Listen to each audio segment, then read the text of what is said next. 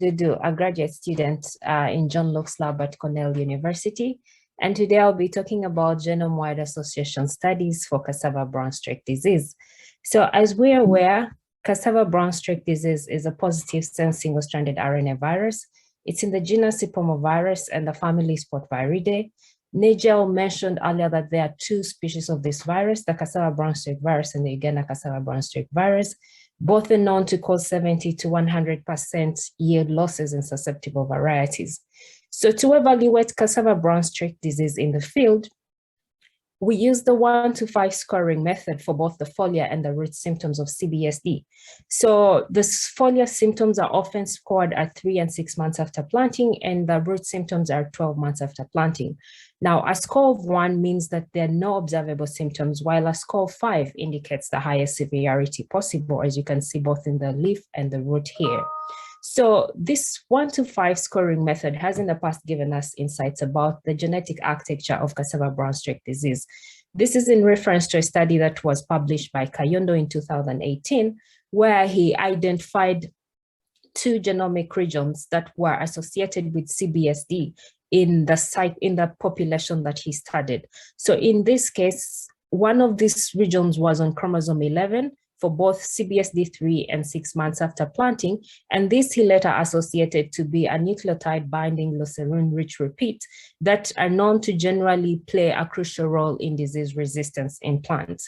So another region was on chromosome 4 that was later associated to the introgressions that were done during the early breeding times in cassava.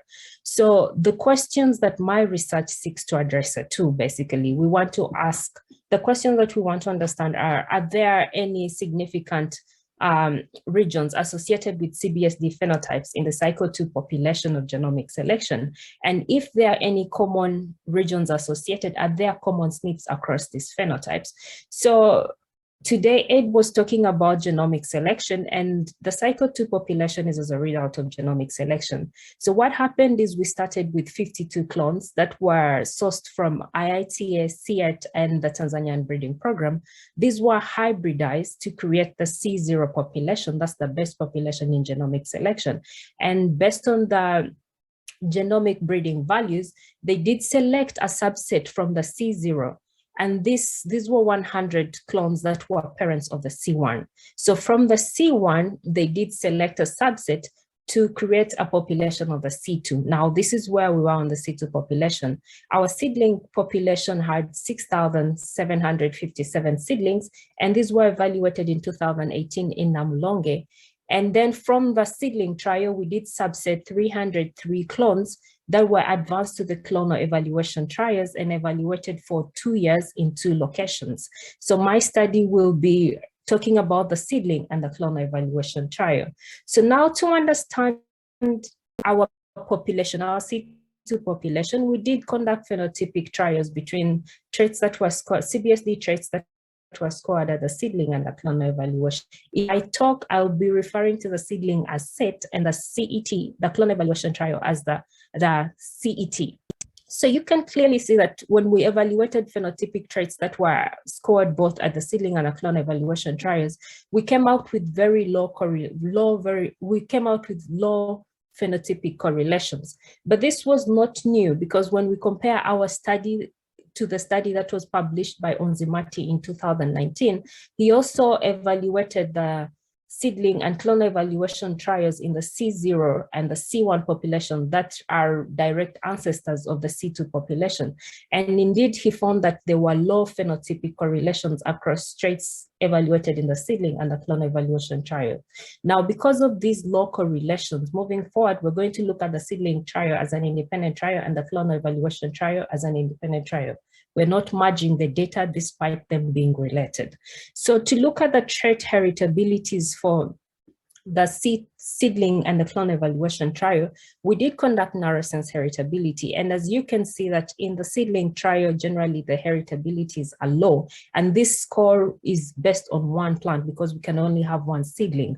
And then in the clonal evaluation trial, we have improved narrow sense heritabilities, but they are also generally low. So that tells us that for cassava brown streak disease, just a small portion of our a small portion of genetics is going into what we are observing in the phenotype.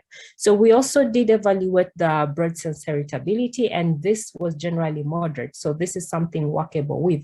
And once again, when we did compare it to the studies that were done earlier with the earlier populations of the C0 and the C1, this is based on Kayondo's study, you could see that with his narrow sense heritability, he also ended up with the same range of scores that we get, and so were the broad sense heritabilities. So because this is a GWAS study, genotypic data is very important. Our data was from the DAT-seq genotyping, and after filtering for minor allele frequency, missing individuals, missing markers, we ended up with 41,000 SNPs that were well distributed across the genome, as you can see in this picture, and this meant that we could actually get very good representative GWAS results. So for the GWAS, we did conduct the one-step GWAS where we only concentrated on the phenotypes, and we, of course, controlled for population structure and the additive genomic relationship matrix. So our additive relationships. So our correction threshold was the false discovery rate. Now, looking at the seedling trial, when you look at GWAS from the seedling trial, you see that numerous SNPs are contributing to the CBSD phenotypes at 3, 6, and 12 months after planting. And this is an indicator of a polygenic trait, which was earlier, if you looked at Kayondo's study that we talked about earlier, this is the same thing that was observed.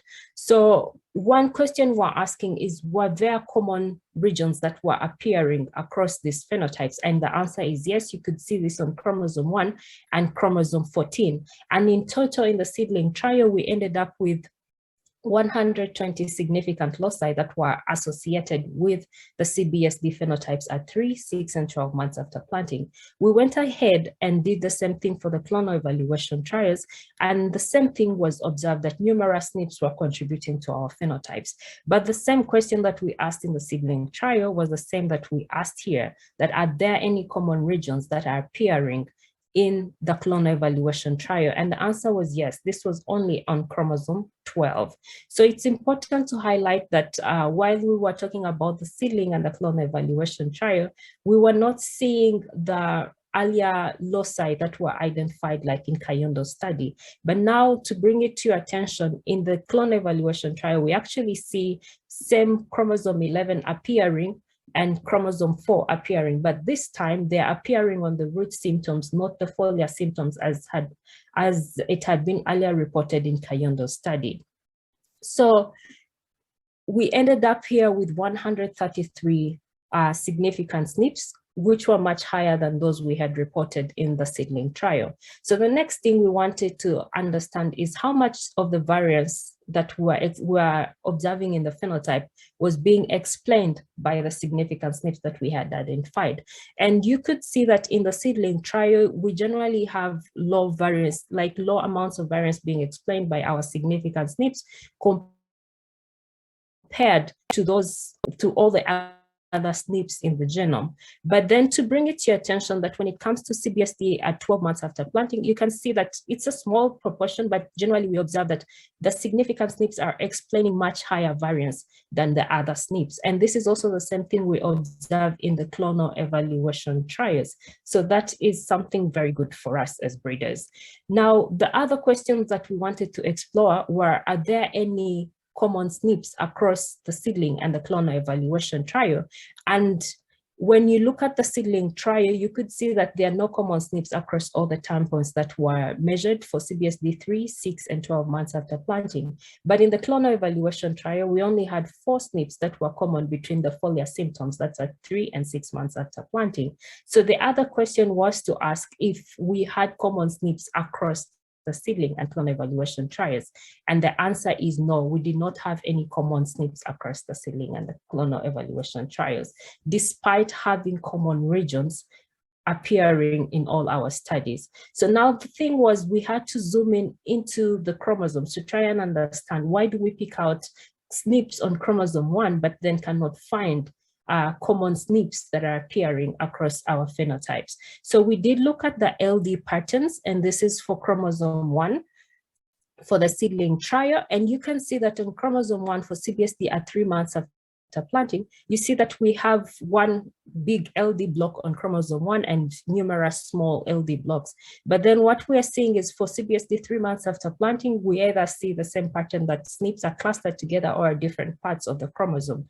So when we do move into CBSD at 6 months after planting, you observe the same thing that's happening, that SNPs are clustered, but when you compare them to what's happening at CBSD 3 and 6 months after planting, the SNPs are actually at different regions in chromosome 1. And this was the same thing that we also observed for CBSD at 12 months after planting. So we did the same thing for the seedling trial and zoomed in on chromosome 12. And we looked at CBSD at 3 months after planting. So this one has numerous, on chromosome 12, we have numerous LD blocks, but we see the same thing that we had observed in the seedling trial, that we have SNPs that are clustered together, but also some are different positions on chromosome 1. And then when we zoom into CBSD at 6 months after planting, the same thing is happening, that when you compare the SNPs, they're actually at different positions. And so was on chromosome 12. So what we can summarize from our study is indeed SNPs that were identified varied, but these varied in steps. Like if you compare the phenotypes at 3 and 6 and 12 months after planting, we were picking out different SNPs. We're also picking out different SNPs at the seedling and the clonal evaluation trial, but also across years, because these trials were evaluated at different years. But we also observed this across populations. This is in reference to the work that was published by Kayondo in 2018, that he got different SNPs that we got. So what we can conclude is that CBSD is highly polygenic. We may not get the desired results that we were hoping as breeders, but this is a step in the right direction, that we now know that the disease changes at different time points. So the next steps that we're planning to do is to do a large-scale meta-GWAS that combines all data from the C0 to now the C3 population, and try and identify genetic regions that are associated with the CBSD phenotypes. So I would like to thank, as I end, I want to thank everybody who collaborates with the NextGen projects, from collaborators to funders, but I also want to thank my committee that's headed by my PI, John Luke, and also the John Luke and Soros Lab. I would also want to thank the team at NACRI in Uganda, mainly Dr. Robert, for the work they've done to contribute towards this work. I'll take any questions now.